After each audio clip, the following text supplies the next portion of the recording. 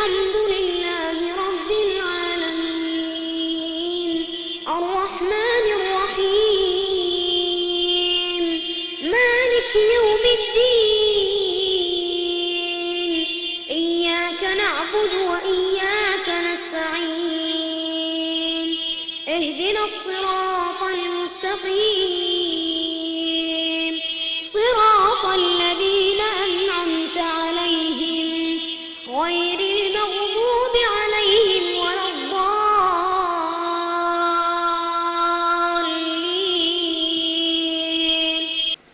السلام عليكم ورحمة الله وبركاته. الحمد لله رب العالمين والصلاة والسلام على سيد المرسلين وعلى آله وأصحابه أجمعين. أما بعد فإن خير الكلام كلام الله وخير الهدي هدي محمد صلى الله عليه وسلم وشر الأمور محدثاتها وكل محدثة بدعة وكل ضلالة في النار. أعوذ بالله من الشيطان الرجيم. بسم الله الرحمن الرحيم. إنما الصدقات للفقراء والمساكين والعاملين عليها والمؤلفة قلوبهم وفي الرقاب والغارمين في سبيل الله وابن السبيل فريضة من الله والله عليم حكيم. صدق الله العظيم وصدق وبلغ رسوله النبي الكريم ونحن على ما قال ربنا من الشاهدين والحمد لله رب العالمين. قال رسول الله صلى الله عليه وسلم والله في عون العبد ما كان العبد في عون أخيه. صدق رسول الله صلى الله عليه وسلم. ആദരണീയരായ ജനപ്രതിനിധികൾ, സയ്യിദുമാർ, പണ്ഡിതന്മാർ, ഈ സദസ്സിനെ ധന്യമാക്കാൻ ഇവിടെ സന്നിഹിതരായ സഹോദരന്മാർ, സഹോദരികൾ, സുഹൃത്തുക്കളെ, ഇസ്ലാമിലെ സാമ്പത്തിക വ്യവസ്ഥിതി 3 ദിവസം കൊണ്ട് ചർച്ച ചെയ്യുക എന്ന വലിയ ഒരു സാഹസം നാം നടത്തുകയാണ്. എങ്ങനെയാണ് സമ്പത്തിന്റെ വിനിയോഗം, ധനത്തിന്റെ പ്രാധാന്യവും അതിൻ്റെ പ്രസക്തിയും നാം ചർച്ച ചെയ്തു. ധനം ഉണ്ടാക്കാനുള്ള അനുവദനീയമായ മാർഗങ്ങൾ ലളിതമായ രൂപത്തിൽ നാം ഇവിടെ പ്രതിപാദിച്ചു. സമ്പത്ത് ഉണ്ടാകുന്നതുവരെ സുതാര്യമായ നിലപാടുകളാണ് വ്യക്തികളിൽ ഉണ്ടാവുക. ഒരാൾ സമ്പത്ത് ഉപയോഗിച്ച് വേണ്ടാത്ത പലതും ചെയ്യുമ്പോൾ സമ്പത്തില്ലാത്ത ആളുകൾ പുറമേ നിന്ന് പറയാറുണ്ട്, എനിക്ക് സമ്പത്ത് ലഭിച്ചിരുന്നുവെങ്കിൽ ഞാൻ കുറേ നല്ല കാര്യങ്ങൾ ചെയ്യുമായിരുന്നു, അദ്ദേഹത്തെ പോലെ ഒരിക്കലും ഒരു തോന്നിയവാസി ഞാനാവുകയില്ല എന്നൊക്കെ പുറമേ നിന്ന് പറയാൻ എല്ലാവർക്കും വലിയ താല്പര്യമാണ്. പക്ഷെ അതേ സമ്പത്ത് നമ്മുടെ പടിക്കലെത്തിയാൽ, നമ്മളെ കൈപ്പിടിയിലെത്തിയാൽ ആ സമ്പത്ത് നമ്മെ വഴിപിഴപ്പിക്കും എന്നതാണ് സമ്പത്തിന്റെ ഏറ്റവും പ്രധാനപ്പെട്ട ഒരു ന്യൂനത. അതുകൊണ്ട് തന്നെ വിശുദ്ധ ഖുർആൻ സമ്പത്തിനെ സംബന്ധിച്ച് പറഞ്ഞു, ഇന്നമാ അംവാലുക്കും വ ഔലാദുക്കും ഫിത്ന. സമ്പത്ത് കിട്ടുന്നത് വരെ അത് വേണം എന്ന് ആഗ്രഹിക്കുകയും അതിനുവേണ്ടി പ്രാർത്ഥിക്കുകയും അത് ലഭിക്കാനുള്ള മാർഗങ്ങളിൽ പ്രവേശിക്കുകയും ചെയ്യുന്ന മനുഷ്യനെ സമ്പത്ത് അവസാനം പ്രയാസത്തിൽ കൊണ്ടുപോയി എത്തിക്കും. മഹാനായ മുഹമ്മദ് നബി സല്ലല്ലാഹു അലൈഹി വസല്ലമ സാമ്പത്തികമായി വളരെ പ്രയാസങ്ങൾ അനുഭവിച്ച ഒരു വ്യക്തി ആയിരുന്നു. അമ്പിയാക്കൾ, പ്രവാചകന്മാരിൽ അധിക പ്രവാചകന്മാരും സാമ്പത്തികമായി പ്രയാസങ്ങൾ അനുഭവിച്ചവരാണ്. അങ്ങനെ പ്രവാചകന്മാരെ അള്ളാഹു സാമ്പത്തിക പ്രയാസമുള്ള ഒരു വിഭാഗമാക്കി മാറ്റാനുള്ള കാരണം, ലോകമൊട്ടാകെയുള്ള ജനങ്ങളെ നാം ക്ലാസിഫൈ ചെയ്യുമ്പോൾ അവരിൽ ഏറ്റവും കൂടുതൽ ദരിദ്രരും പാവപ്പെട്ടവരുമാണ്. ആ ദരിദ്രരെയും പാവപ്പെട്ടവരെയും ഉന്നം വെച്ചുകൊണ്ട് അവരെ മുഖ്യധാരയിലേക്ക് ഉയർത്തിക്കൊണ്ടുവരാൻ സാമ്പത്തികമായ പ്രയാസമുള്ളപ്പോൾ തന്നെ ജീവിതം രൂപപ്പെടുത്തി എടുക്കാൻ ഉള്ള പരിശീലനമാണ് പ്രവാചകന്മാർ നൽകിയത്. ഈ പ്രഭാഷണം കേൾക്കുന്ന വേദിയിലോ അല്ല ഈ എടപ്പാളിലോ കേരളത്തിലോ ഇന്ത്യയിലോ ഉള്ള മൊത്തം ജനസംഖ്യയെ നാം പരിശോധിക്കുമ്പോൾ ആ ജനസംഖ്യയിൽ 70% ദരിദ്രരാണ്, പാവപ്പെട്ടവരാണ്. ബാക്കിയുള്ള 30% മാത്രമാണ് കുറെയൊക്കെ സാമ്പത്തികമായ നല്ല നിലയിൽ ഉള്ളത്. ഈ ബഹുഭൂരിപക്ഷത്തെ മതത്തിൽ നിന്ന് അകറ്റുവാനോ മുഖ്യധാരയിൽ നിന്ന് അകറ്റുവാനോ ഇസ്ലാം ആഗ്രഹിക്കുന്നില്ല. മറിച്ച് അവർക്ക് കൂടി പ്രയോഗത്തിൽ കൊണ്ടുവരാവുന്ന ഒരു മതമായി ഇസ്ലാമിനെ അള്ളാഹു വെച്ചു. അതുകൊണ്ട് പ്രവാചകന്മാരിൽ അധിക ആളുകളും സാമ്പത്തികമായി വിഷമം അനുഭവിച്ചു ജീവിച്ചവരാണ്. കൂട്ടത്തിൽ ഞാൻ പറയുന്നു, സാമ്പത്തികമായി ഒന്നും ഇല്ലല്ലോ എന്നതിൻ്റെ പേരിൽ ഒരാളും കുണ്ഠിതപ്പെടരുത്. വളരെ ലളിതമായ ഒരു ജീവിതം രൂപപ്പെടുത്തിയെടുക്കാൻ നമുക്ക് കഴിയണം. പണം ആവശ്യമാണ്. പണമുണ്ടെങ്കിൽ മാത്രമേ നമുക്ക് ഉയരാൻ കഴിയുകയുള്ളൂ. അതെല്ലാം ഒരു വശമാണ്. പക്ഷെ അതിനുവേണ്ടി അധ്വാനിച്ചിട്ട് ഹലാലായ പണം ലഭിക്കുന്നില്ല എങ്കിൽ ആത്മഹത്യ ചെയ്യരുത്. ദരിദ്രൻ ഒരിക്കലും തൂങ്ങരുത്, വണ്ടിക്ക് തലവെക്കരുത്. ആ ദരിദ്രന് ഒരു ചെറിയ പാക്കേജ് മതം നൽകുന്നുണ്ട്. അതനുസരിച്ച് അവന്റെ ജീവിതം മുന്നോട്ട് കൊണ്ടുപോകാൻ ശ്രമിച്ചാൽ അവന് വിജയമുണ്ട്. പണക്കാരനാവട്ടെ, അവന്റെ പണം ഉപയോഗപ്പെടുത്തേണ്ടതുപോലെ ഉപയോഗപ്പെടുത്തിയാൽ അവനും രക്ഷയാണ്, സമൂഹത്തിനും രക്ഷയാണ്, രാഷ്ട്രത്തിനും നന്മയാണ്, പാവപ്പെട്ടവർക്കും അതിൻ്റെ ഗുണങ്ങൾ ലഭിച്ചുകൊണ്ടേയിരിക്കും. പണം അതിൻ്റെ ഒരു വശം അത് മനുഷ്യനെ പലപ്പോഴും അപകടത്തിലെത്തിക്കും. സഹീഹുൽ ബുഖാരി ഉദ്ധരിച്ച ഹദീസിൽ കാണാം, മുഹമ്മദ് നബി സല്ലല്ലാഹു അലൈഹി വസല്ലം പറയുന്നു, വല്ലാഹി ലാ അഖ്ശാ അലൈക്കുമുൽ ഫഖർ, ഞാൻ നിങ്ങൾക്ക് ദാരിദ്ര്യമല്ല ഭയപ്പെടുന്നത്, വലാകിൻ അൻ തുബ്സത അലൈക്കുമുദ് ദുനിയ കമാ ബുസിതത് അലാ മൻ കാന ഖബലക്കും ഫതനാഫസു ഫീഹാ. നബി സല്ലല്ലാഹു അലൈഹി വസല്ലം പറയുന്നു, ഞാൻ നിങ്ങൾക്ക് ഭയപ്പെടുന്നത് ദാരിദ്ര്യം അല്ല, ദാരിദ്ര്യത്തെക്കാൾ ഞാൻ ഭയപ്പെടുന്നത് നിങ്ങളെ വഴിതെറ്റിക്കുന്ന സമ്പന്നതയെയാണ് ഞാൻ ഭയപ്പെടുന്നത്. സമ്പന്നത നല്ലതാണ്, പണമുണ്ടാകുന്നത് ആവശ്യമാണ്. കഴിഞ്ഞ 2 ക്ലാസ്സുകളിലും നാം പണത്തിന്റെ ആവശ്യകത പറഞ്ഞു. പണമുണ്ടെങ്കിൽ മാത്രമേ മാന്യതയോടുകൂടി ജീവിക്കാൻ കഴിയുകയുള്ളൂ. ഏതെങ്കിലും വ്യക്തിയുടെ മുൻപിൽ ഓച്ചാനിച്ചു നിൽക്കേണ്ടവനല്ല മുസ്ലിം. പക്ഷേ ആ പണം അധികരിക്കുമ്പോൾ, വഴിതെറ്റിക്കുന്ന രൂപത്തിലേക്ക് പണത്തിന്റെ ആധിക്യം എത്തുമ്പോൾ അത് മനുഷ്യനെ സർവനാശത്തിലേക്കും വഴി നടത്തും. അതാണ് ഇന്ന് നാം ലോകത്ത് കാണുന്ന ഉപഭോഗ സംസ്കാരങ്ങളുമായി ബന്ധപ്പെട്ട കാര്യങ്ങളൊക്കെ. അതാണ് മുതലാളിത്തത്തിന് അതിൽ പങ്കുണ്ട്, കമ്മ്യൂണിസത്തിന് അതിലേറെ പങ്കുണ്ട്, സോഷ്യലിസ്റ്റ് വ്യവസ്ഥിതികൾക്ക് അതിൽ പങ്കുണ്ട്. എല്ലാവരും കൂടി ചേർന്നുകൊണ്ട് ഇസ്ലാമിക പ്രത്യയശാസ്ത്രത്തെ എതിർക്കാൻ കുറെ കാലമായി നടന്നിട്ട് എല്ലാവരും പരാജയപ്പെട്ട് ഇപ്പൊ ഇസ്ലാമിന് മെല്ലെ അനുകൂലമായ നിലപാട് പറയേണ്ടി വന്നിരിക്കുന്നു എന്നത് ഇസ്ലാമിക സമൂഹത്തിന് കിട്ടിയ സന്തോഷമാണ്. പലിശരഹിത ബാങ്കിംഗ് സമ്പ്രദായം ഗവൺമെന്റുകൾ തന്നെ പ്രോത്സാഹിപ്പിക്കുന്ന ഒരു അവസ്ഥയിലേക്ക് എത്തിയത് ആരുടെയും ഔദാര്യമല്ല, അത് ഇസ്ലാമിന്റെ അന്തസ്സ് മാത്രമാണ്. ഇസ്ലാമിന് അതിൻ്റെതായ ഒരു സ്റ്റാൻഡ് ഉണ്ട്.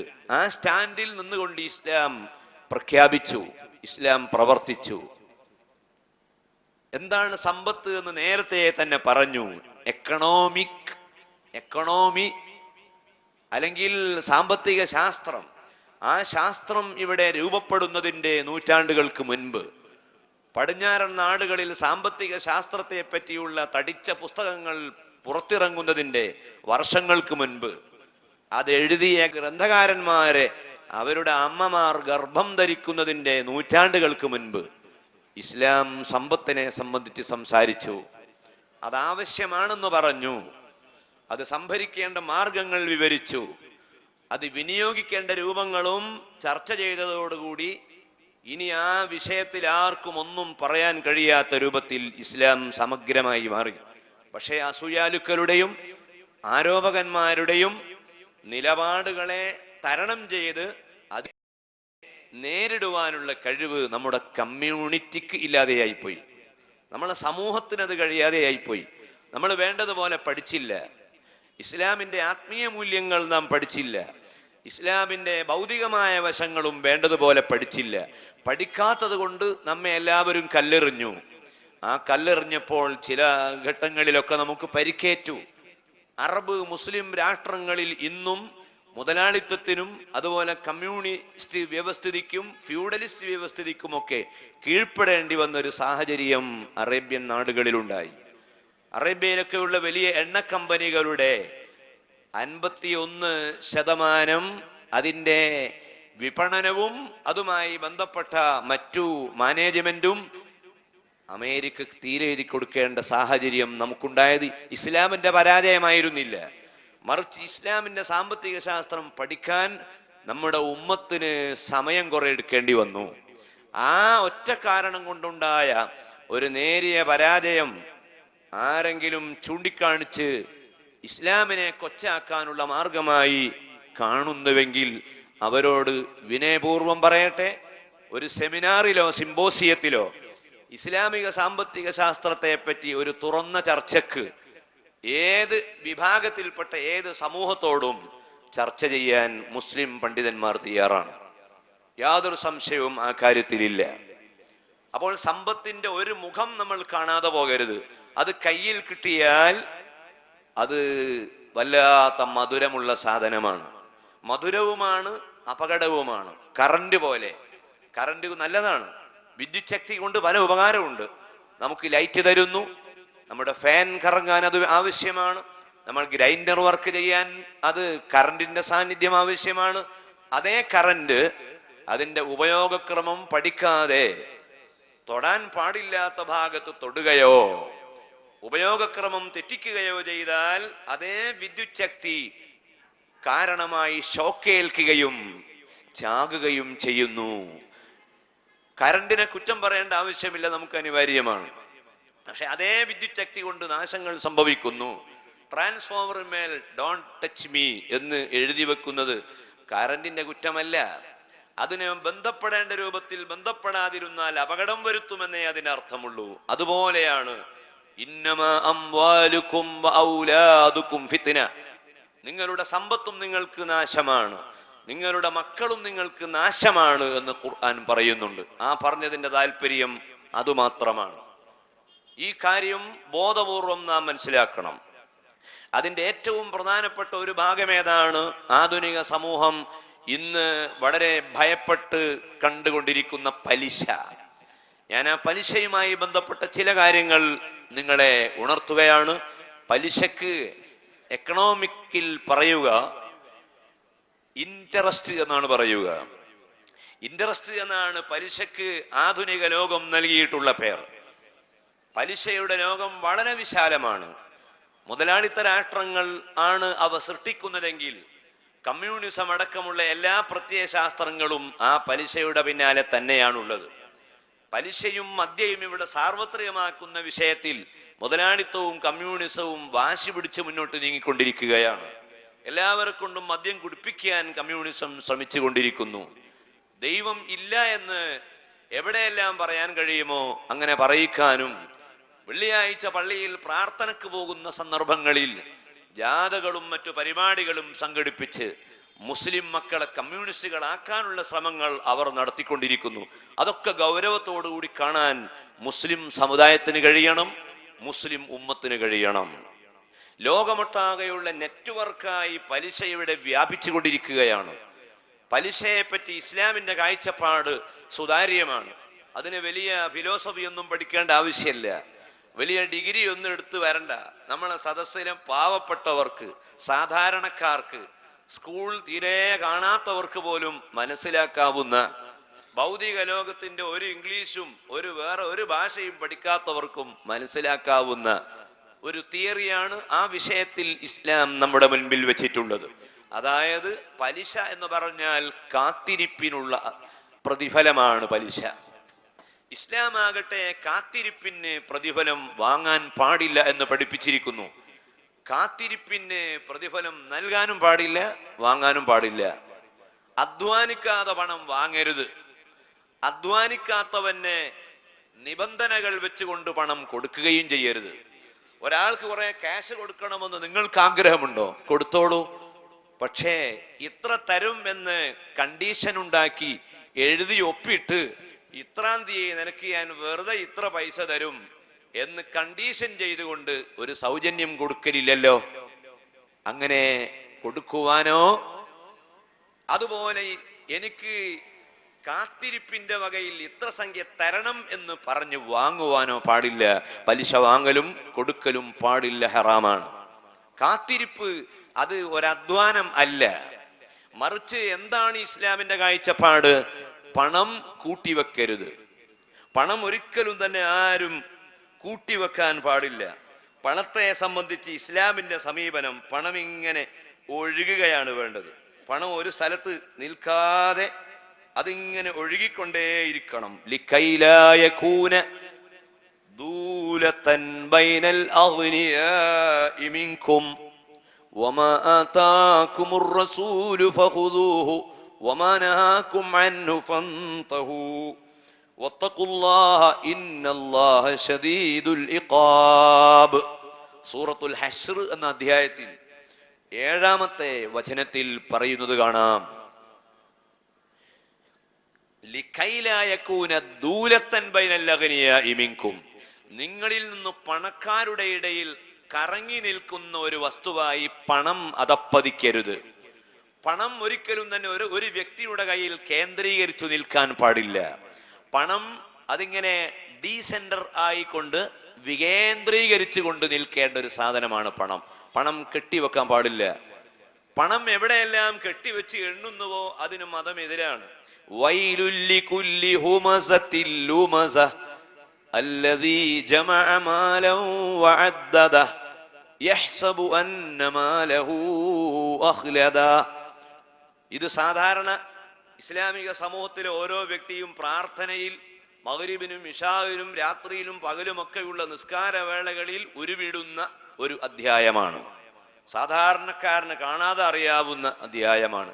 വൈലുൻ ലികുല്ലി ഹുമസത്തിൽ ലുമസ അല്ലദീ ജമഅ മാലൻ വഅദ്ദദ.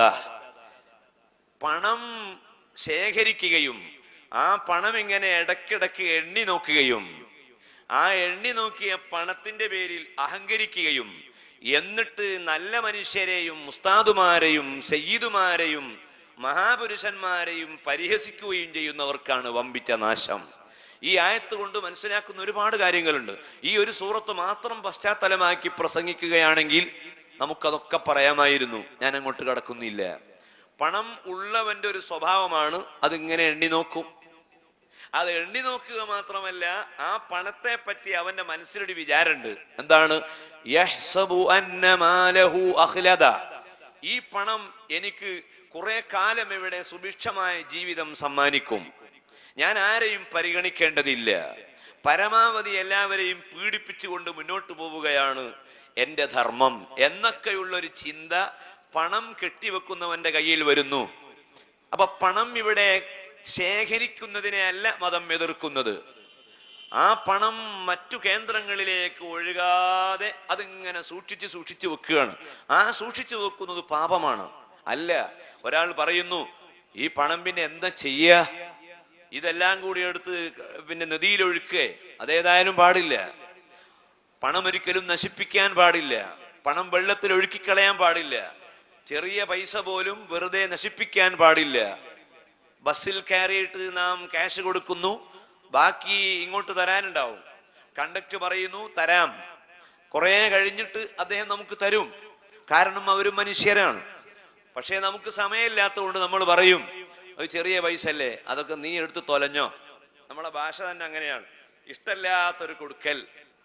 അതായത് ചെറിയ സംഖ്യകളൊന്നും വേണ്ട എന്നൊരു അവഗണന. ഒരു ദിർഹം പോലും നാം വളരെയധികം അതിനെ ബഹുമാനിച്ച് അത് പിന്നീട് നമുക്ക് ആവശ്യം വരുന്നതിന്റെ മൂല്യം നാം മനസ്സിലാക്കണം. അതുകൊണ്ട് പണം നശിപ്പിക്കാൻ പാടില്ല, നോട്ടുകൾ കത്തിക്കാൻ പാടില്ല, പണം വെള്ളത്തിൽ ഒഴുക്കാൻ പാടില്ല. പിന്നെ എന്ത് വേണം? ആ പണം നീ ഏതെങ്കിലും വ്യവസായത്തിലോ വാണിജ്യത്തിലോ വ്യാപാരത്തിലോ ആ പണം ഉപയോഗപ്പെടുത്തുക. അതാണ് ചെയ്യേണ്ടത്. അത് ഇന്നലത്തെ പ്രഭാഷണത്തിൽ നാം അത് പറയുകയുണ്ടായി, ഞാനത് ആവർത്തിക്കുന്നില്ല. പക്ഷെ അങ്ങനെ ഞാൻ ഈ പണമെല്ലാം കൂടി കച്ചവടം മുമ്പ് ചെയ്തതാണ്. അന്ന് ആകെ പൊട്ടിയതാണ്. ഒന്ന് രണ്ട് വല്ലാത്ത പൊട്ടി. ആ പൊട്ടിന്റെ അടയാളം എപ്പോഴും എൻ്റെ വീട്ടിലും അവിടെ എല്ലാം കാണാനുണ്ട് ഉസ്താദെ. അതുകൊണ്ട് ദയവായിട്ട് കച്ചവടം തുടങ്ങാൻ എന്നെ ഉപദേശിക്കരുത് എന്നാരെങ്കിലും പറയുന്നുവെങ്കിൽ അവരോട് മതത്തിന് പറയാനൊരു കാര്യമുണ്ട്. നിങ്ങൾ പണം സൂക്ഷിച്ചോളൂ. അറ്റ് ലാസ്റ്റ് അനിവാര്യഘട്ടമായതുകൊണ്ട് നിങ്ങൾ കച്ചവടത്തിൽ മുടക്കണ്ട, കൃഷിക്ക് മുടക്കണ്ട, ആ പണം സൂക്ഷിച്ചു വെച്ചോളൂ. പക്ഷേ ഒരു കാര്യം, ആ സൂക്ഷിച്ചു വെക്കുന്ന പണം 354 ദിവസം പിന്നിട്ടാൽ, ഇംഗ്ലീഷ് വർഷപ്രകാരമുള്ള കണക്കല്ല, സകാത്ത് കൊടുക്കുവാൻ ഇസ്ലാം നിശ്ചയിച്ചിട്ടുള്ള ദിവസങ്ങളുടെ എണ്ണം 354 ദിവസമാണ്.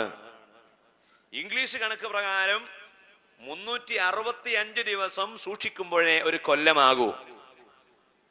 ഇസ്ലാം എപ്പോഴും പാവപ്പെട്ടവന്റെ കൂടെയാണ്. പാവപ്പെട്ടവന്റെ കൂടെ എന്ന് പറഞ്ഞാൽ അവന് കഴിയുന്നതും കൂടുതൽ കിട്ടട്ടെ, വേഗം കിട്ടട്ടെ. 365 ആകുമ്പോൾ 11 ദിവസം അധികമാവും. ആ 11 ദിവസം കാത്തു നിൽക്കാൻ കഴിയൂല. 354 അതൊരു കൊല്ലമാണ്, ഹിജ്റ കണക്ക് പ്രകാരമുള്ള കൊല്ലമാണ്. മുഹറം 1-നാണ് കച്ചവടം തുടങ്ങിയതെങ്കിൽ പിറ്റത്തെ കൊല്ലം മുഹറം 1 ആകുമ്പോഴേക്ക് ഒരു കൊല്ലം പൂർത്തിയായി. ആ ഒരു കൊല്ലം പൂർത്തിയായാൽ ഈ സൂക്ഷിച്ച പണത്തിൽ നിന്ന് 2.5% നഷ്ടപ്പെടുന്നു. അത് നിന്റേതല്ലതായി മാറുന്നു. നീ കൊടുത്താലും ശരി കൊടുത്തില്ലെങ്കിലും ശരി, ആ 2.5% നിന്റേതല്ല. അത് മാലിന്യമാണ്, അത് ചേറാണ്. മുഹമ്മദ് നബി സല്ലല്ലാഹു അലൈഹി വസല്ലം പറയുന്നു, ഹി ഔസാഹുന്നാസി, അത് ചേറാണ്, നിന്റേതല്ല. നീ സ്വരൂപിച്ച 10 ലക്ഷം രൂപ ബാങ്കിൽ ഉണ്ട്. ആ ബാങ്കിലുള്ള ആ പണം എടുത്ത് നീ വ്യവസായത്തിലോ വാണിജ്യത്തിലോ ഏർപ്പെടുത്തിയാൽ കുറെ ആളുകൾക്ക് തൊഴിൽ കിട്ടും. അപ്പൊ യൂസുഫ് അലിയെ പോലെയുള്ള പണക്കാർ, ആ പണക്കാർ വലിയ വലിയ വ്യാപാരങ്ങൾ തുടങ്ങുന്നതിന്റെ പേരിൽ എത്ര ആളുകൾക്കാണ് തൊഴിൽ കിട്ടുന്നത്?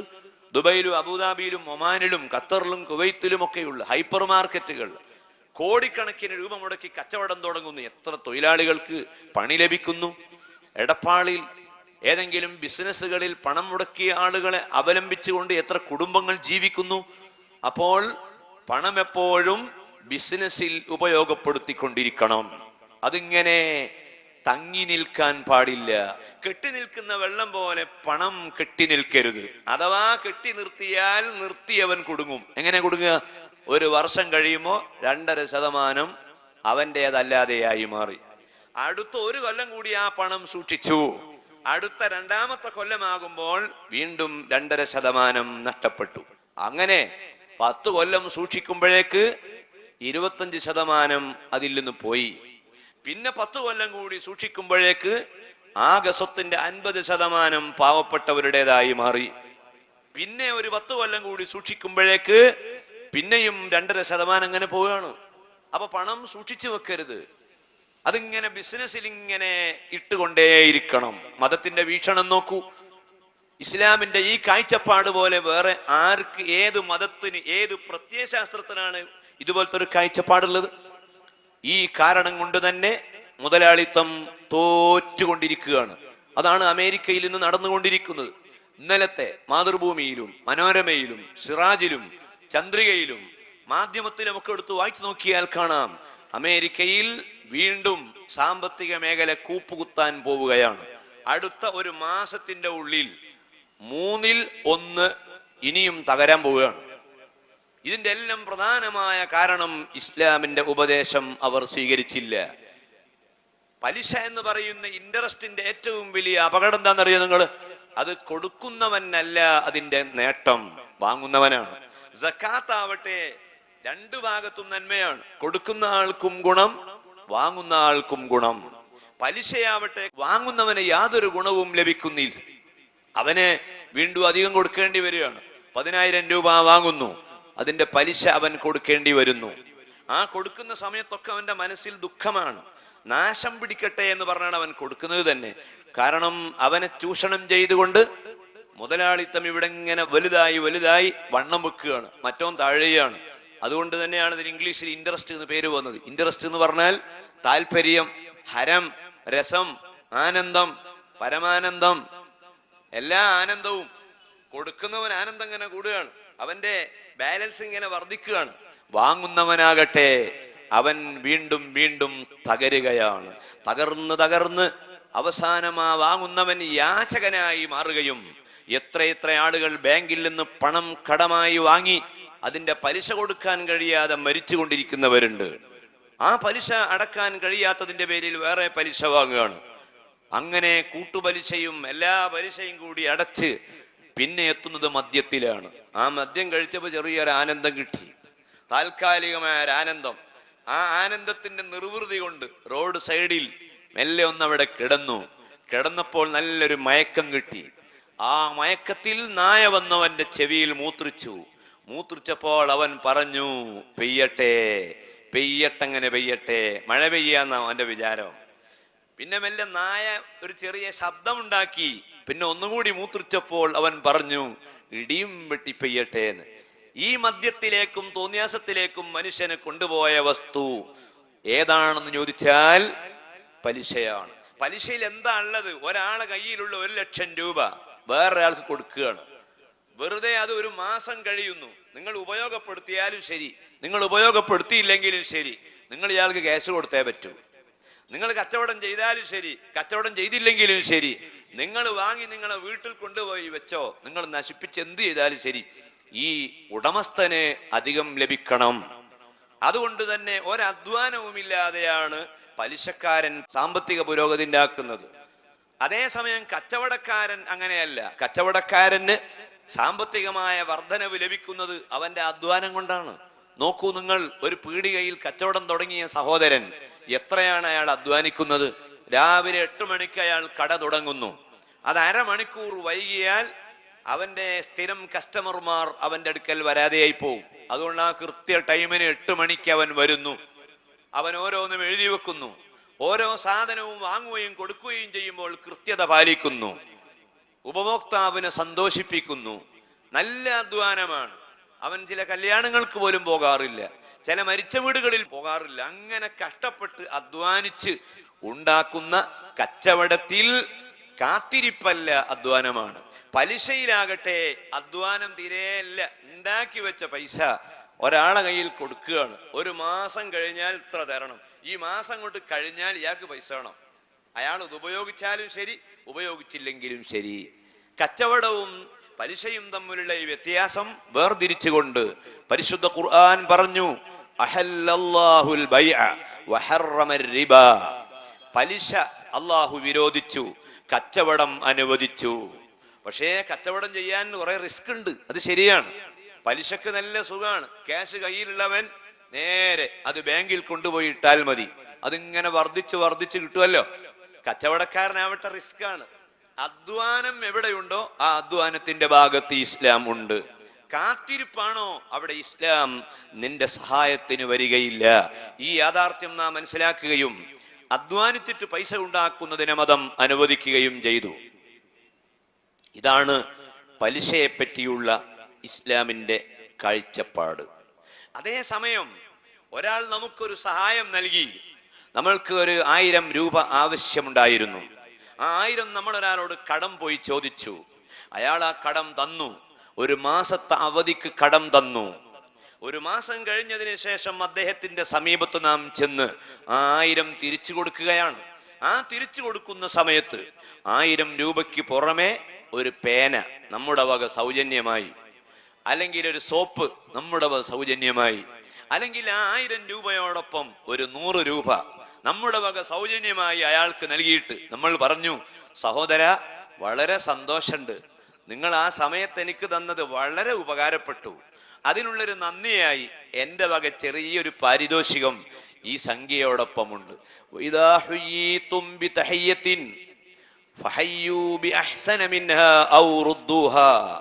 ഇസ്ലാമിക സമൂഹത്തെ വിശുദ്ധ ഖുർആൻ രൂപപ്പെടുത്തിയെടുക്കുന്നു. നിങ്ങൾക്കാരെങ്കിലും വല്ലതും തന്നാൽ ആ തന്നതിനേക്കാൾ അല്പം കൂടുതൽ നിങ്ങൾ മനസ്സറിഞ്ഞ് കൊടുക്കുവീൻ. നിങ്ങൾക്കൊരാൾ സലാം പറഞ്ഞാൽ, അസ്സലാമു അലൈക്കും എന്ന് സലാം പറഞ്ഞാൽ, നിങ്ങൾ മടക്കേണ്ടത് വഅലൈക്കുമുസ്സലാം എന്ന് പോരാ, വഅലൈക്കുമുസ്സലാം വറഹ്മത്തുള്ളാഹ്. നിങ്ങൾക്കൊരാൾ സലാം പറയുന്നു, അസ്സലാമു അലൈക്കും വറഹ്മത്തുള്ളാഹ് എന്ന്, എന്നാൽ നിങ്ങൾ സലാം മടക്കേണ്ടത് വഅലൈക്കുമുസ്സലാം വറഹ്മത്തുള്ളാഹി വബറകാതുഹു. ഇനി ഒരാൾ അസ്സലാമു അലൈക്കും വറഹ്മത്തുള്ളാഹി വബറകാതുഹു എന്ന് തന്നെ ഇങ്ങോട്ട് സലാം പറഞ്ഞാലോ, പറയാനുള്ളതൊക്കെ അയാൾ തന്നെ പറഞ്ഞതുകൊണ്ട് തിരിച്ചങ്ങോട്ടും അത് തന്നെ മതി. ഇവിടെ നിങ്ങൾക്ക് ആരെന്ത് തരുന്നുവോ ആ തന്നതിനുള്ള നന്ദി നിങ്ങളുടെ ജീവിതത്തിൽ ഉണ്ടാകണം. പഴയ കാലഘട്ടങ്ങളിൽ ഇസ്ലാമിക സമൂഹത്തിന്റെ സ്വഭാവം ഇതായിരുന്നു. എന്റെ വീട്ടിൽ നിങ്ങൾ വരുമ്പോൾ നിങ്ങൾ 1 കിലോ ചിപ്സ് കൊണ്ടുവരുന്നു. അതെന്റെ ഭാര്യയ്ക്കും എന്റെ കുഞ്ഞുങ്ങൾക്കും ഒരു സന്തോഷമാണ്. നിങ്ങൾ എന്റെ വീട്ടിൽ വരുമ്പോൾ എന്തെങ്കിലും കൊണ്ടുവന്നാൽ അതിന് പ്രതിഫലമായി ഞാൻ നിങ്ങളെ വീട്ടിൽ വരുമ്പോൾ ആ 1 കിലോ ചിപ്സിന് പകരം 1.5 കിലോ ഹലുവയുമായിട്ടാണ് ഞാൻ വരുന്നത്. അപ്പോൾ നിങ്ങൾക്ക് വല്ലാത്ത സന്തോഷമായി. പിന്നീട് നിങ്ങൾ എൻ്റെ വീട്ടിൽ 3ാമത് വരുമ്പോൾ നിങ്ങൾ 2 കിലോ ആയിട്ടാണ് വരുന്നത്. പിന്നെ ഞാൻ അങ്ങോട്ട് വരുമ്പോഴോ 2.5 കിലോ. അങ്ങനെ അങ്ങോട്ടും ഇങ്ങോട്ടും കൂടി അവസാനം ഓട്ടോറിക്ഷ വിളിച്ചു കൊണ്ടുവരാൻ തുടങ്ങി. പിന്നെ മിനിവണ്ടിയായി, പിന്നെ ലോറിയുമായിട്ടാണ് സാധനങ്ങൾ കൊണ്ടുവരുന്നത്. ഇതാണ് ഇസ്ലാമിക സമൂഹം. തഹാദൗ, നിങ്ങൾ അന്യോന്യം സൗജന്യങ്ങൾ നൽകുവീൻ. സൗജന്യം കൊടുക്കൽ വളരെ നല്ലതാണ്. അത് ഉസ്താദമാർക്ക് മാത്രം കൊടുത്താൽ പോരാ, എല്ലാവരും കൊടുക്കണം സൗജന്യങ്ങൾ. ആ സൗജന്യങ്ങൾ കൊടുക്കേണ്ട മാസമാണ്. ഗൾഫിലൊക്കെ ഉള്ള ആളുകൾ തുണിയോ മറ്റു സാധനങ്ങളോ വീട്ടിലേക്ക് അയക്കുമ്പോ ഒരു കുപ്പായത്തുണി മദ്രസ മുഅല്ലിമിന്, വേറെ ഒന്ന് മഹല്ല് പ്രസിഡന്റിന് ശമ്പളമൊന്നും ഇല്ലാത്ത ഒരാളാണ്. ആ തസ്തികയിലുള്ള ആളുകളെയുമാണ് സന്തോഷിപ്പിക്കുക. ഉസ്താദമാരെ മാത്രം സന്തോഷിപ്പിച്ചാൽ പോരാ. ഉസ്താദമാരെ സന്തോഷിപ്പിച്ച് കൊളസ്ട്രോൾ ഉള്ള ഭക്ഷണം ഉണ്ടാക്കി അയാൾ അവസാനം ആശുപത്രിയിലാക്കാനുള്ള തീരുമാനമാണ് ചില സഹോദരന്മാർക്ക്. ഞാൻ പറയുന്നത് തഹാദൗ, അങ്ങോട്ടും ഇങ്ങോട്ടും കൊടുക്കുക. ആ കൊടുക്കുക എന്ന പ്രക്രിയ ഇസ്ലാം പ്രോത്സാഹിപ്പിച്ചു.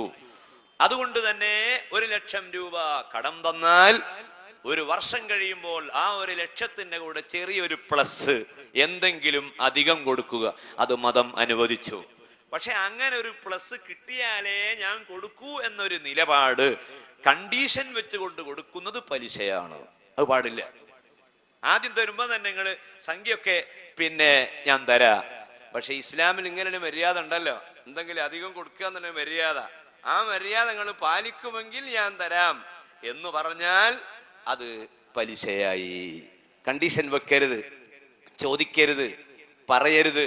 കണ്ടീഷൻ പ്രകാരമേ തരൂ എന്ന് മനസ്സിലാക്കിയ വ്യക്തിയുടെ മുൻപിൽ ചെന്ന് വാങ്ങുമ്പോൾ അയാൾ അത് പ്രതീക്ഷിക്കുന്നത് കൊണ്ട് അതും പലിശയാണ്. പലിശയുടെ ആ വലിയ കണിയിൽ മുസ്ലിം ഉമ്മത്ത് പെടാതെ രക്ഷപ്പെടും. നമുക്ക് ഹലാല് മതി, നമുക്ക് ഹലാലായത് മതി, ശുബ്ഹത്ത് നമുക്ക് വേണ്ട. പലിശ ആയുടെ രൂപത്തിലുള്ള ഒന്നും നമ്മളെ കയ്യിൽ വരണ്ട. അല്ലാഹു സുബ്ഹാനഹു വ തആല ഇസ്ലാമിക സമൂഹത്തിന് കാവൽ തരട്ടെ. എത്ര പാവങ്ങൾ, എത്ര വളരെ പാവപ്പെട്ടവരായി ജീവിക്കുന്ന എത്ര കുടുംബങ്ങൾ, അവരെ ജീവിതത്തിൽ എന്തൊരു ആനന്ദമാണ്, എന്തൊരു സന്തോഷമാണ്. ബാങ്കിൽ യാതൊരു ഇടപാടുമില്ല. ബാങ്കിൽ അക്കൗണ്ട് തുടങ്ങുമ്പോൾ സേവിങ്സ് അക്കൗണ്ടിൽ പണം നിക്ഷേപിക്കാതെ കറന്റ് അക്കൗണ്ടിൽ മാത്രം പണം നിക്ഷേപിക്കുന്നു. എത്രയാണ് ഇടുന്ന പൈസ അത് മാത്രം ലഭിക്കുന്നു.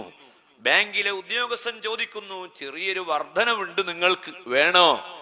അങ്ങനെ ചോദിച്ച് തരികയാണെങ്കിൽ എന്തു വേണം? ആധുനിക പണ്ഡിതന്മാർ പറയുന്നു, ആ പണം നീ നിന്റെ ഭാര്യയ്ക്കും നിന്റെ മക്കൾക്കും വേണ്ടി ഉപയോഗിക്കരുത്. മറിച്ച് ആ സംഖ്യ നീ 1,00,000 ബാങ്കിൽ നിക്ഷേപിച്ചു, നീ പറയാതെ, നീ ചോദിക്കാതെ 1 കൊല്ലമോ 2 കൊല്ലമോ കഴിഞ്ഞ് ബാങ്ക് നിനക്ക് 1,000 രൂപ തന്നാൽ, 5,000 രൂപ തന്നാൽ, നീ എന്ത് വേണം? നീ നിന്റെ ശരീരത്തിന് വേണ്ടി അത് ഉപയോഗിക്കണ്ട, ഭാര്യക്ക് നീ അത് ഉപയോഗിക്കണ്ട, നിന്റെ മക്കൾക്ക് നീ കൊടുക്കണ്ട, നീ അത് പൊതുവിഷയത്തിന് വേണമെങ്കിൽ കൊടുത്തോളൂ. ആധുനിക പണ്ഡിതന്മാരുടെ വീക്ഷണം അതാണ്. പഴയകാല പണ്ഡിതന്മാർ പറയുന്നു അതൊരു വിഷയത്തിന് വേണ്ടിയും നമ്മളത് വാങ്ങണ്ട. അതാരോ എന്തോ ആയിക്കോട്ടെ, ചേറാണ്, ഹറാമാണ്. ആ ഹറാമ് നിന്റെ വയറ്റിലെത്തിയാൽ, നിന്റെ മക്കളെ വയറ്റിലെത്തിയാൽ, കുല്ലുമാ നബത്ത മിനൽ ഹറാം ഫന്നാറു ഔലാ ബിഹി, ഹറാം കൊണ്ടുണ്ടായ ഏതു സാധനവും നരകത്തിലേക്ക് പോകേണ്ടി വരും. മനുഷ്യ, നിന്റെ ശരീരത്തെ നീയല്ലേ കരുതേണ്ടത്. വനഫ്സിം വമാ സവ്വാഹാ ഫഅൽഹമഹാ ഫുജൂറഹാ വതഖ്വാഹാ ഖദ് അഫ്ലഹ മൻ സക്കാഹാ വഖദ് ഖാബ മൻ ദസ്സാഹാ കദ്ദബത് സമൂദ് ബിതഖ്വാഹാ. ഈ ശരീരം ഇവിടെ മാത്രം ഒപ്പിച്ചു പോയാൽ മതിയോ? ഈ ശരീരത്തിന് നീയല്ലേ ഈ ശരീരത്തെ കൂടുതൽ ശ്രദ്ധിക്കേണ്ടത്? നിന്റെ ശരീരത്തെ പള്ളിയിലെ ഉസ്താദ് മാത്രം നോക്കിയാൽ മതിയോ? മാതാവോ പിതാവോ കാണാതെ, ആരും അറിയാതെ ബാങ്കിൽ നിന്ന് നിനക്ക് ലഭിക്കുന്ന പ്രതിഫലം നീ അരിയും ഭക്ഷണവും വാങ്ങി നിന്റെ ശരീരത്തെ തടിപ്പിക്കാൻ വേണ്ടി ഉപയോഗിച്ചാൽ, മോനെ, ഇതെല്ലാം അറിയുന്ന ആളല്ലേ മുത്തുനബി സല്ലല്ലാഹു അലൈഹി വസല്ലം. മദീന പള്ളിയിലേക്ക് നോക്കൂ. ആ പള്ളിയുടെ ചെരുവിൽ, ആ പള്ളിയുടെ ഒരു സൈഡിൽ അതാ ഇരിക്കുന്നു സയ്യിദുൽ ബശർ ത്വാഹ റസൂലുള്ളാഹി. അധിക ദിവസങ്ങളിലും അവിടുന്ന് പട്ടിണിയാണ്.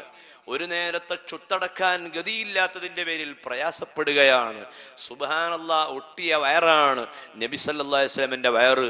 നബി സല്ലല്ലാഹു അലൈഹി വസല്ലമയുടെ വയറ് ഒരിക്കലും കുബ്ബ ആയിരുന്നില്ല, അല്ലെങ്കിൽ കുംഭ ആയിരുന്നില്ല, ഒട്ടിയ വയറാണ്. ആ വയറോടുകൂടി ജീവിച്ചിരുന്ന മഹാനായ നബി സല്ലല്ലാഹു അലൈഹി വസല്ലമയുടെ പേരക്കുട്ടി ഹുസൈൻ എന്ന് പറയുന്ന ചെറിയൊരു മോനുണ്ട്. ഹസൻ ഹുസൈൻ റസൂലുള്ളാഹിന്റെ മുഖമാണ്, അവിടുത്തെ നടത്തമാണ്, അവിടുത്തെ സംസാരമാണ്, അവിടുത്തെ പല്ലുകളാണ്. കണ്ടാൽ ആ നബിയാണോ എന്ന് തോന്നിപ്പോകും. അത്ര ഭംഗിയുള്ള ആ 2 ചോര പൈതങ്ങൾ മദീന പള്ളിയുടെ പരിസരങ്ങളിൽ ആ കുട്ടികൾ ഇങ്ങനെ കളിച്ചു നടക്കുകയാണ്. അവിടെ പാവപ്പെട്ടവർക്ക് വിതരണം ചെയ്യാനുള്ള കുറേ കാരക്ക പള്ളിയുടെ സൈഡിൽ കൂട്ടിയിട്ടിട്ടുണ്ടായിരുന്നു. എപ്പോഴും വിതരണം ചെയ്യുന്ന ആളാണ് നബി സല്ലല്ലാഹു അലൈഹി വസല്ലമ. ഇങ്ങനെ കൊടുത്തുകൊണ്ടേയിരിക്കുന്ന നേതാവാണ്. ആ നേതാവിന്റെ ബർക്കത്ത് കൊണ്ട് ഇഷ്ടം പോലെ ജനങ്ങൾക്ക്, പാവപ്പെട്ടവർക്ക് ഇങ്ങനെ ധാരാളം നൽകാനുള്ള സന്മനസ് അള്ളാഹു നമ്മളെ സമുദായത്തിന് പ്രദാനം ചെയ്യട്ടെ. പാവപ്പെട്ടവർക്ക് ഭക്ഷണവും മറ്റും വിതരണം ചെയ്യുന്ന ഈ സംസ്കാരം എവിടെ നിന്ന് വന്നു? ഇത് മറ്റൊരു സമുദായത്തിലും കാണാൻ കഴിയില്ല, ഇതൊരു പ്രത്യയശാസ്ത്രത്തിലും കാണാൻ കഴിയില്ല. ഇത് ഇസ്ലാമിന് മാത്രമുള്ളതാണ്. അതിൻ്റെ എല്ലാം നേതാവ് നമ്മുടെ നേതാവായ അഷ്റഫുൽ ഖൽഖ് സല്ലല്ലാഹു അലൈഹി വസല്ലമയാണ്. മക്ഫൂലതൻ അബദൻ മിൻഹും ബിഖൈരി അബി വഖൈരി ബഅലിൻ ഫലം തൈതം ഫലം തഇബി. ഒരു പാവപ്പെട്ടവൻ മുഹമ്മദ് നബിയുടെ സമുദായത്തിൽ പട്ടിണി കിടക്കേണ്ടി വരികയില്ല. ആ നബിയുടെ കുടുംബത്തിൽ ഒരു വിധവ ഒരിക്കലും പ്രയാസപ്പെടേണ്ടി വരികയില്ല. ഒരു യതീം ഒരു ദിവസവും ആഹാരം കിട്ടാതെ വിഷമിക്കുകയില്ല. അങ്ങനെയുള്ള ഒരു പ്രസ്ഥാനത്തിന്റെ നേതാവായ നബി സല്ലല്ലാഹു അലൈഹി വസല്ലമ വിതരണം ചെയ്യാനുള്ള കാരക്ക പള്ളിയുടെ ഒരു സമീപത്ത് കൂട്ടിവെച്ചപ്പോൾ ആ നബിയുടെ പിഞ്ചോമന മകൻ, കളിച്ചു നടക്കുന്ന ആ കുട്ടി, ഒരു കാരക്ക എടുത്ത് മെല്ലെ വായിലേക്ക് ഇടുകയാണ്. സുബ്ഹാനല്ലാഹ്. അത് വായിലേക്ക് അങ്ങ് ഇടുന്ന സമയം പുന്നാര നബി സല്ലല്ലാഹു അലൈഹി വസല്ലം കാണുകയാണ്. ഈ പ്രഭാഷണം കേൾക്കുന്ന സഹോദരിമാരോട് ഞാൻ പറയട്ടെ, സഹോദരന്മാരോട് പറയട്ടെ, നമ്മുടെ വീട്ടിലുള്ള മക്കളും നമ്മുടെ കുടുംബവും എന്തൊക്കെയാണ് വാരി തിന്നുന്നത് എന്ന് നമ്മൾ ചിന്തിച്ചു കൊണ്ടിരിക്കണം. നമ്മൾ ബോധവാന്മാരായിരിക്കണം. എൻ്റെ മകന്റെ വയറ്റിൽ, എൻ്റെ മകളുടെ വയറ്റിൽ, എൻ്റെ പുതിയാപ്പിളയുടെ വയറ്റിൽ, എൻ്റെ ബാപ്പാന്റെ വയറ്റിൽ, എൻ്റെ ഉമ്മാന്റെ പള്ളയിൽ ഒരു ഹറാമ് ചെല്ലരുത് എന്നൊരു ചിന്ത നമുക്ക് എല്ലാവർക്കും ഉണ്ടാവണം. ആ ചെറിയ കുഞ്ഞന്റെ വായിൽ ഒരു മതിലുള്ള കാരക്ക കണ്ടപ്പോ എത്രയാണ് നബി സല്ലല്ലാഹു അലൈഹി വസല്ലം വേദനിക്കുന്നത്. ആ വേദന കൊണ്ട് അവിടുത്തെ ആ കുട്ടിയോട് വലിയ സ്നേഹമുള്ള ആളാണ്. കുട്ടികളോട് മുഹമ്മദ് നബിയുടെ സ്നേഹം, ചാച്ചാ നെഹ്റുവിന് കുട്ടികളോടുള്ള സ്നേഹത്തിന്റെ പേരിൽ നവംബർ 14 ശിശുദിനമായി ആചരിക്കുന്നുണ്ടല്ലോ, നമുക്കറിയാം. എങ്കിൽ ആ ചാച്ചാ നെഹ്റുവിന് പോലും മാതൃകയാക്കാൻ പറ്റിയ ഗുരുവര്യരായ മുഹമ്മദ് സല്ലല്ലാഹു അലൈഹി വസല്ലമ ആ കുഞ്ഞിനെ മെല്ലെ അടുത്തേക്ക് വിളിച്ച്, മോനെ എന്താണടോ വായി കുട്ടി വായി തുറക്കാൻ ഇങ്ങോട്ട് സമ്മതിക്കുന്നില്ല. കാരണം മധുരമുള്ള കാരക്കയല്ലേ, ഇഷ്ടം പോലെ തിന്നാനും കുടിക്കാനും ഇല്ലാത്ത പശ്ചാത്തലങ്ങളിൽ ആ കുട്ടി അത് കഴിച്ചോട്ടെ എന്ന് മനസ്സിലാക്കുന്നതിന് പകരം ആ വായിലേക്ക് അവിടുത്തെ കയ്യങ്ങിടുന്നു. ആ കാരക്കങ്ങോട്ട് പറിച്ചെടുത്തിട്ട് കഹിൻ കഹിൻ തുപ്പിക്കളയൂ മോനെ, ഇതൊരിക്കലും ഞമ്മക്ക് പറ്റൂല മോനെ, ഞമ്മക്കിത് പാടില്ല, മുഹമ്മദ് നബിക്ക് ഇത് പാടില്ല, ആ നബിന്റെ കുടുംബത്തിന് പാടില്ല, ആ നബിന്റെ ഉമ്മത്തിന് പാടില്ല, ഹറാം ഒരിക്കലും തിന്നുകൂടാ, മറ്റൊരുത്തന്റെ ഒന്നും ഞമ്മക്ക് വേണ്ട. ഈ ഒരു വീക്ഷണം ഈ പലിശയുടെ വിഷയത്തിൽ നമുക്കുണ്ടായാൽ അതുകൊണ്ടല്ലാതെ ഈ സമൂഹത്തെ പിന്തിരിപ്പിക്കാൻ കഴിയുകയില്ല. ഉപദേശങ്ങൾ മാത്രം പോരാ, മഹാനായ മുഹമ്മദ് നബി സല്ലല്ലാഹു അലൈഹി വസല്ലമയുടെ മാതൃകയാണ് നമുക്ക് ആ വിഷയത്തിൽ ഉണ്ടാകേണ്ടത്. ആ മാതൃക നാം സ്വീകരിക്കുമ്പോൾ നമുക്കൊരിക്കലും പലിശയുടെ യാതൊരു പണവും വേണ്ട. അതിന് മുതലാളിത്തം ലോകത്ത് ഇറക്കുമതി ചെയ്തതാണ്. എല്ലാ തലങ്ങളിലും അത് വ്യാപിച്ചു കൊണ്ടിരിക്കുമ്പോൾ ഒരുപക്ഷെ എൻ്റെ കൂട്ടുകാർ പറയും, ഈ പ്രഭാഷണം കേൾക്കുന്ന സുഹൃത്തുക്കൾ പറയും, ഉസ്താദെ രക്ഷപ്പെടാൻ കഴിയാത്ത രൂപത്തിൽ അതിൻ്റെ കണ്ണി അത്രയും വിപുലമാണ്, അത്രയും അത് വിപുലമായിരിക്കുന്നു. അതിനൊരൊറ്റ മറുപടി എനിക്ക് പറയാനുള്ളൂ, ഒറ്റ തത്വമേ അതിൽ നമുക്ക് ഉൾക്കൊള്ളാനുള്ളൂ. ഓരോ വ്യക്തിയും കുടുങ്ങിയിട്ടുള്ള അപകടത്തിന്റെ തോതും സ്ഥിതിയും അവനറിയാം.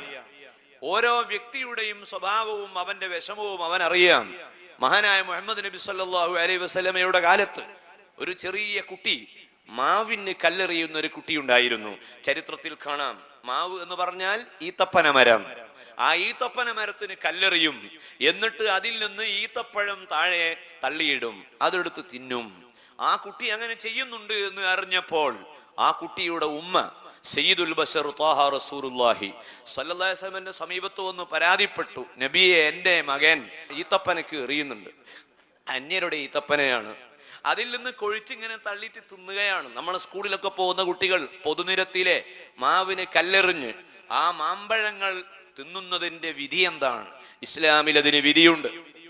പൊതുമരമാണെങ്കിൽ, അത് ഗവൺമെന്റിന്റെ ഉടമസ്ഥയിലുള്ള സാധനമാണെങ്കിൽ, അത്തരം വൃക്ഷങ്ങളിൽ നിന്ന് താഴെ വീണ് കിടക്കുന്ന പഴം വിശപ്പ് ഉള്ളവന് കഴിക്കാം. വീണ് കിടക്കുന്നത് തള്ളിയിടാൻ പാടില്ല, എറിയാനും പാടില്ല. വീണ് കിടക്കുന്നു, അത് വിശപ്പുണ്ടെങ്കിൽ തിന്നാം. ആ വിശപ്പിന് എത്രയാണോ വേണ്ടത് അത് മാത്രം. അതിലപ്പുറം എടുക്കുകയോ അത് പാത്രത്തിലാക്കി തുണിയിൽ കെട്ടി മാറാപ്പാക്കി കൊണ്ടുപോകാൻ പാടില്ല, ഹറാമാണ്. അന്യന്റെ വസ്തുവാകട്ടെ അത് നിലത്ത് വീണ് കിടക്കുന്നത് പോലും അനുവാദമില്ലാതെ എടുക്കാൻ പാടില്ല. ഈ കുട്ടി ഇങ്ങനെ എറിയുന്നു എന്ന് അറിഞ്ഞപ്പോൾ ഉമ്മ മുഹമ്മദ് നബിന്റെ സമീപത്ത് വരുന്നു. വന്നിട്ട് പറയുന്നു, നബിയെ, ഈ കുട്ടിക്ക് ദുനിയാവ് മാത്രം പോരാ, ആഖിറത്തിലും ഈ കുട്ടിക്ക് രക്ഷ വേണം. ആ ജഹന്നമെന്ന നരകത്തിൽ ഞാനും എൻ്റെ മക്കളും ആകാൻ പാടില്ല. ആ ജഹന്നമെന്ന നരകം ആർക്കുള്ളതാണ്? വഅമ്മാമൻ തഗാ വആസറൽ ഹയാത്തദ് ദുനിയ ഫഇന്നൽ ജഹീമ ഹിയൽ മഅവാ. ആരെങ്കിലും ദുനിയാവിനെ തിരഞ്ഞെടുക്കുകയും ദുനിയാവിൽ നിന്ന് കിട്ടുന്നതൊക്കെ അങ്ങ് വരട്ടെ, അതിന്റെ ഹക്കും ബാത്തിലൊന്നും നോക്കണ്ട, ഉസ്താദുമാരെ ഉപദേശങ്ങളൊന്നും ആവശ്യമല്ല, പണമല്ലേ, ആ മധുരമുള്ള പണവും മധുരമുള്ള ഭൗതികതയും പരമാവധി ചൂഷണം ചെയ്യാനുള്ള ശ്രമമാണെങ്കിൽ ഫൈനൽ ജഹീമ ഹിയൽ മഅവാ, അവന് ലഭിക്കുന്നത് നരകമെന്ന കേന്ദ്രമാണ്. ആ നരകത്തിലേക്ക് എൻ്റെ കുട്ടിയാകരുത്. അതുകൊണ്ട് അവിടുന്ന് ഉപദേശിക്കണം, കൗൺസിലിംഗ് നടത്തണം. സയ്യിദുൽ ബശർ റസൂലുള്ളാഹി സ്വല്ലല്ലാഹി അലൈഹി വസല്ലമ ആ കുട്ടിയെ അടുത്തേക്ക് വിളിച്ചിട്ട് കാര്യങ്ങളൊക്കെ ചോദിച്ചിട്ട് പറഞ്ഞു, ഫലാ തർമി, മോനെ എറിയരുത്, ഫലാ തർമി, എറിയരുത്, വമാ സഖത ഫകുൽ, ആ വീണ് കിടക്കുന്നതിൽ നിന്ന് വിശപ്പുണ്ടെങ്കിൽ തിന്നോളൂ എന്ന് ഉപദേശിക്കുകയാണ്. അപ്പോൾ ഓരോ സാഹചര്യത്തിലും മനുഷ്യൻ അനുഭവിക്കുന്ന പ്രയാസങ്ങളും കഷ്ടപ്പാടുകളും അത് നമ്മളാണ് നിർണയിക്കേണ്ടത്. അത് പ്രസംഗകന് പറയാൻ കഴിയില്ല. നമ്മൾ ഓരോരുത്തരുടെയും വിഷമങ്ങൾ എന്താണെന്ന് നമ്മക്കേ അറിയൂ. ആ വിഷമഘട്ടങ്ങളിൽ എനിക്ക് നിങ്ങളോട് പറയാനുള്ളത്, ഇൻഷുറൻസിന്റെ വിഷയമായാലും പിന്നെ വണ്ടിക്ക് ലോൺ എടുക്കുന്ന വിഷയമായാലും കുടുങ്ങിയിട്ട് വല്ലാത്ത കുടുക്കിൽപ്പെട്ടത് കൊണ്ട് ചെയ്യുകയാണ് എന്ന് പറയുന്നവരായാലും അവരോടൊക്കെ പറയുന്നത്, ഈ ഭൗതികമായ ഏത് വിഷയത്തിൽ ഇടപെടുമ്പോഴും അതാഉസ്സലമി റളിയല്ലാഹു അൻഹുവിന്റെ മാതൃക നമ്മൾ മനസ്സിലാക്കിയാൽ, ഇബ്രാഹിമിന് അദ്ഹമിന്റെ ചരിത്രം നാം മനസ്സിലാക്കിയാൽ, നമ്മുടെ മഹാന്മാരായ അമ്പിയാക്കളുടെ ചരിത്രം നാം പഠിച്ചാൽ അതിൽ നിന്ന് നമുക്ക് പാഠം പഠിക്കാനുണ്ട്.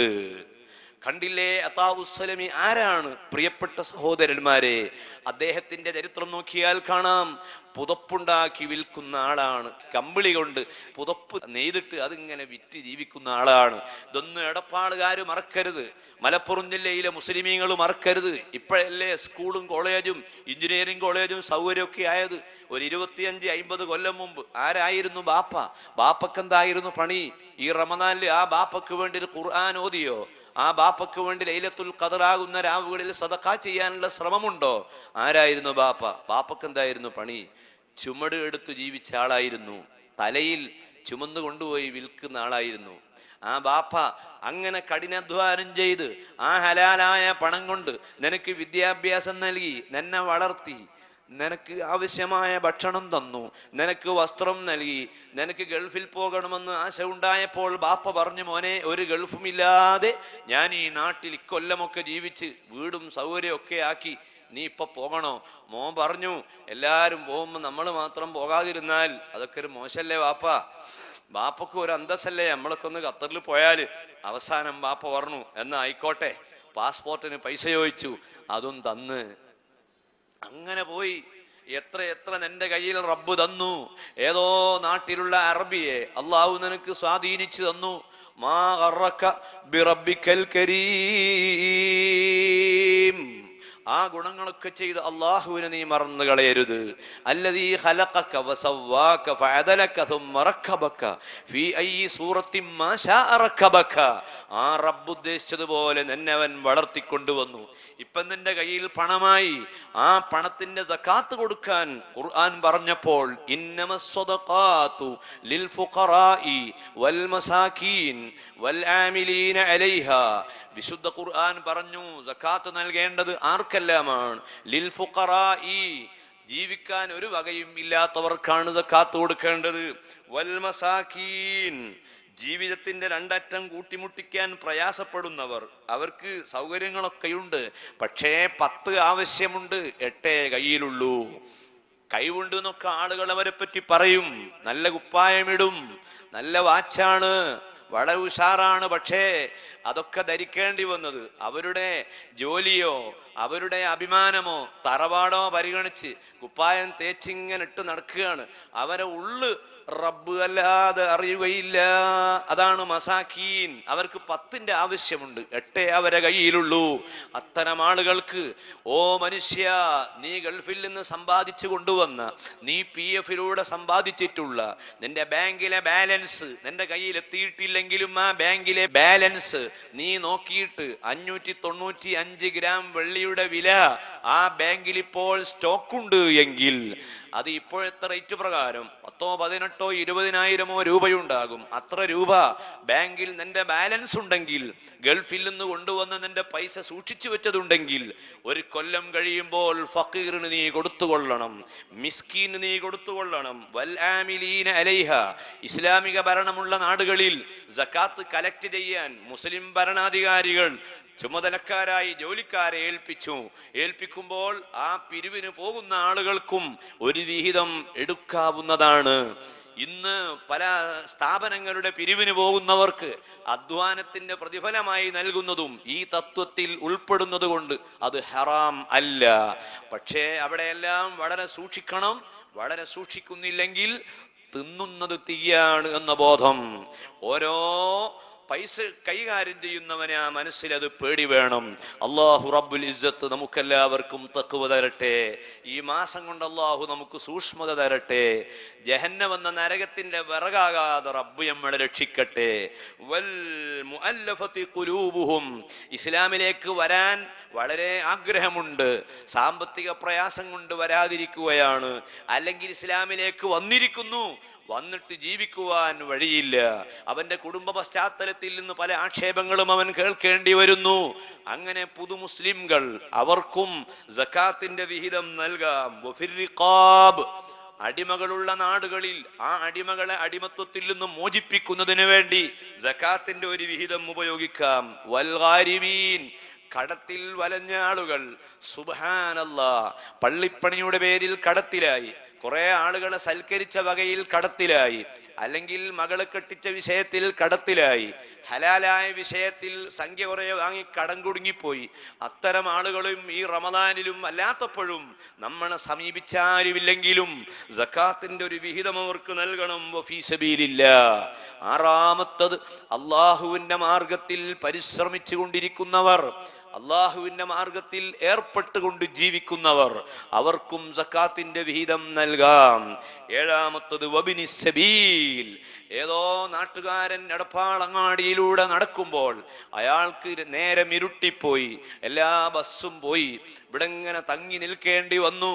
അയാൾ യാത്രക്കാരനാണ്, അയാൾ എക്സ്കർഷന് വേണ്ടി വരുന്ന ഉല്ലാസയാത്രക്കാരനാണെങ്കിലും സക്കാത്ത് കൊടുത്തുകൊള്ളണമെന്നാണ് ഇസ്ലാമിന്റെ നിയമം. ടൂറിസ്റ്റുകൾക്ക് പോലും രക്ഷ നൽകുന്ന ഒരു മഹത്തായ സന്ദേശം ആണ് ഇസ്ലാം മതം. പക്ഷേ തോന്നിയാസത്തിന് വേണ്ടി ടൂർ ചെയ്യുന്ന, വ്യഭിചാരത്തിനും മദ്യം വിൽക്കാനും മദ്യം കഴിക്കാനും വേണ്ടി നാട് മുഴുവനും തെണ്ടി നടക്കുന്ന തമ്മാടികളായ ടൂറിസ്റ്റുകൾക്കല്ല, മറിച്ച് നാട് കാണാൻ, നഗരം കാണാൻ, പ്രകൃതി ആസ്വദിക്കാൻ, പ്രകൃതിയിലെ സീനറികൾ കണ്ട് അള്ളാഹുവിനെ ഓർക്കാൻ, അങ്ങനെ അള്ളാഹുവിലേക്ക് അടുക്കാൻ ആഗ്രഹിക്കുന്ന, അല്ലെങ്കിൽ സ്കൂളിലെ വിദ്യാർത്ഥികൾ എക്സിബിഷൻ കാണാൻ വേണ്ടി പുറപ്പെട്ടു, അങ്ങനെ ഉള്ള ഇസ്ലാം അനുവദിച്ച യാത്രക്ക് പോകുന്ന ടൂറിസ്റ്റുകൾക്ക് ഇബ്നുസ്സബീൽ എന്ന പരിഗണനയിൽ സക്കാത്തു നൽകാം. ഈ 7 വകുപ്പുകളിൽ നമ്മുടെ പണത്തിൻ്റെതായ ഒരു വിഹിതം വർഷത്തിൽ ഇങ്ങനെ നൽകിക്കൊണ്ടേയിരിക്കണം. ഇതാണ് നൽകേണ്ടതെങ്കിൽ ഇതൊക്കെ മറന്നുകൊണ്ട് കിട്ടണം കിട്ടണം കിട്ടണമെന്ന ആശയോടുകൂടി ഇങ്ങനെ നടന്ന് അവസാനം നീ എങ്ങോട്ടാണ് പോകാനുള്ളത്, നീ അത് മറന്നു പോകരുത്. നിനക്ക് പോകാനുള്ള ഖബർ നീ മറന്നു കളയരുത്. അതാണ് അതാഉസ്സുലമി. അദ്ദേഹം കമ്പിളി കൊണ്ട് പുതപ്പുണ്ടാക്കിയിട്ട് ആ പുതപ്പ് നെയ്ത് തലയിൽ വെക്കുന്നു. രാവിലെ മുതൽ വൈകുന്നേരം വരെ ആ പുതപ്പും വിറ്റിങ്ങനെ നടക്കുമ്പോൾ സുബ്ഹാനല്ലാഹ്, അതൊരു കടയിൽ കൊണ്ടു ചെന്ന് അദ്ദേഹം അത് വിൽക്കാൻ കൊടുത്തപ്പോൾ ആ കടയുടെ ഉടമ ആ പുതപ്പുകൾ നോക്കിയിട്ട് പറയുന്നു, നിന്റെ പുതപ്പ് എനിക്ക് വേണ്ട, എനിക്ക് നിന്റെ പുതപ്പ് വേണ്ട, തിരിച്ചു കൊണ്ടുപോയിക്കോളൂ എന്ന് പറഞ്ഞു. അതാഉസ്സുലമി പറയുന്നു, എന്താണ് നിങ്ങൾ ഇതിൽ കാണുന്ന ന്യൂനത? കുറെ കൊല്ലമായി ഞാൻ പുതപ്പ് നെയ്തിട്ട് വിൽപ്പന നടത്തുന്നു. എൻ്റെ ഭാര്യയും മക്കളും കുടുംബവും രക്ഷപ്പെടുന്നത്, അവര് വളരുന്നത് എൻ്റെ ഈ ജോലിയിലൂടെയാണ്. നിങ്ങളിത് വേണ്ടെന്ന് പറഞ്ഞ് തിരസ്കരിച്ചാൽ ഞാൻ എങ്ങനെ ജീവിക്കും എന്ന് പറഞ്ഞപ്പോൾ ആ കടക്കാരൻ പറയുന്നു, നിങ്ങളുടെ ഈ പുതപ്പിൽ ധാരാളം നൂലുകൾ തള്ളി നിൽക്കുന്നുണ്ട്, നെയ്ത്തിൽ പിഴയുണ്ട്. ഈ നെയ്ത്ത് ക്ലിയർ ആവാത്ത ഈ പുതപ്പ് ഞാനിവിടെ വാങ്ങുകയില്ല, നിങ്ങൾ കൊണ്ടുപോയിക്കോളൂ. നിങ്ങൾ എത്രയോ അധ്വാനിച്ചിട്ടുണ്ടായിരിക്കാം, പക്ഷേ ഇത് കുറ്റമറ്റതല്ലാത്തത് കൊണ്ട് എനിക്ക് വേണ്ട എന്ന് പറഞ്ഞപ്പോൾ അതാഉസ്സുലമി ആ പുതപ്പിന്റെ കെട്ടെല്ലാം കൂടി വീണ്ടും ഭാണ്ഡമാക്കി തലയിൽ എടുത്തു വെച്ചു. ആ കടയിൽ നിന്ന് മെല്ലെ റോട്ടിലേക്ക് ഇറങ്ങിയപ്പോൾ കണ്ണിൽ നിന്നിങ്ങനെ കണ്ണുനീരൊഴുകുന്നുണ്ട്. സുബ്ഹാനല്ലാഹ്, അതാഉസ്സുലമിയുടെ കണ്ണീർ കണ്ടപ്പോൾ ആ കടയുടമ വിളിച്ചിട്ട് പറഞ്ഞു, ഓ സഹോദര, കരയരുത്, നിന്റെ പുതപ്പ് ഞാൻ വാങ്ങിക്കൊള്ളാം. ഒരിക്കലും കരയരുത്. കുട്ടികളെ പോറ്റാൻ വകമുട്ടിപ്പോയി എന്നതിന്റെ പേരിലാണ് കരയുന്നതെങ്കിൽ ആ പുതപ്പ് എനിക്ക് തന്നോളൂ, ഞാൻ പൈസ തരാം. അതാഉസ്സുലമി പറഞ്ഞു, വേണ്ട, നിങ്ങളിത് വാങ്ങണ്ട. ഞാൻ കരയാനുള്ള കാരണം വേറെയാണ്, മറ്റൊന്നുമല്ല. ഞാൻ അധ്വാനിച്ച് രാവും പകലും അധ്വാനിച്ച് കഷ്ടപ്പെട്ടുണ്ടാക്കിയ ഈ പുതപ്പ് നിങ്ങളിത് എടുത്തു നോക്കിയപ്പോൾ ന്യൂനത മാത്രമാണ് കാണുന്നതെങ്കിൽ, എല്ലാം അറിയുന്ന രാജസയ്യിദായ റബ്ബിന്റെ മുൻപിൽ നാളെ എത്തുമ്പോൾ ഫമൻ യഅമൽ മിസ്ഖാല ദർറത്തിൻ ഖൈറൻ യറഹ് വമൻ യഅമൽ മിസ്ഖാല ദർറത്തിൻ ശർറൻ യറഹ്. അണുമണി തൂക്കം നന്മ ചെയ്താൽ ആ നന്മയെ കാണുന്ന റബ്ബ്, അണുമണി തൂക്കം തിന്മ ചെയ്താൽ ആ തിന്മ കാണുന്ന റബ്ബ്.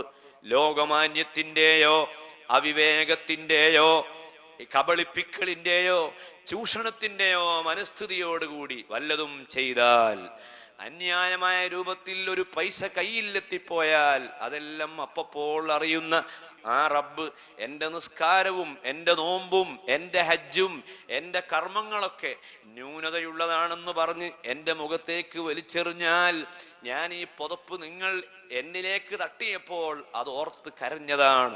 അതാവു സുലമയുടെ ആ ഭക്തി, ആ ആത്മീയത മുസ്ലിം ഉമ്മത്തിനുണ്ടായാൽ ഹറാമായ ഒരു പൈസ അവൻ വാങ്ങുകയില്ല, അഴിമതിയുടെ പിന്നാലെ അവൻ പോവുകയില്ല. കയ്യിൽ തരുന്ന പൈസ ഏത് കേന്ദ്രത്തിൽ നിന്ന് ലഭിക്കുന്നുവോ ആ കേന്ദ്രത്തെപ്പറ്റി നാം അന്വേഷിക്കണം. ഞാൻ ആ ഭാഗം ഇവിടെ വിവരിക്കുകയല്ല.